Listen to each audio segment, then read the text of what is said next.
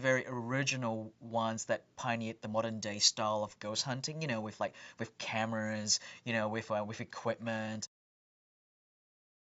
Basically, the story is about this young family, the parents' family, a mum and dad with five daughters. They move into this house in Rhode Island, this farmhouse in Rhode Island, and they pretty much, when they first move in, everything's kind of fine and cool, as it always seems to be, and then the next thing starts to develop, and then they slowly start to realize that they've been pretty much been haunted by a bunch of different entities living on this property.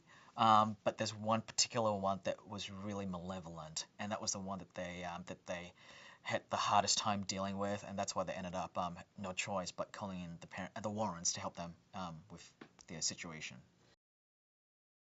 Having worked with Patrick before, he's just like the coolest guy as well. He's such a great actor, and once again, Patrick's approach to Ed was always more like who Ed really is. Ed was always more a very practical guy.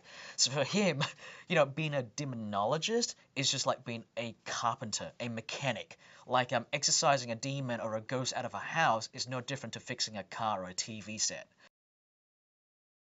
Vera brought to it is legitimacy. I think the character of Lorraine Warren is such a fascinating character, and it's very multidimensional as well.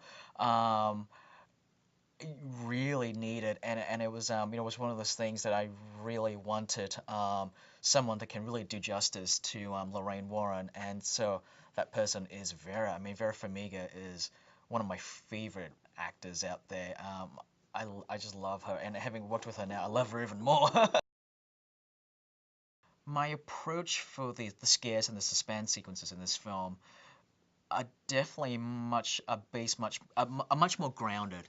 I try to kind of be true to sort of the stories, and the great thing is because it's based on the stories and the investigations. I could actually pull from a lot of the stories that they've had in the past, which is great because that means that they say they've investigated over 10,000 cases in their lifetime, and so that means a lot of great materials to pull from.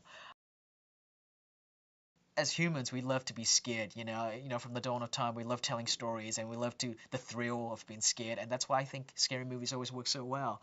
You go into a movie theater, a collective conscience, when you're watching a film, people laugh, scream, go along on this journey. But the great thing is, with watching a scary movie in cinema is once that's done, you come out.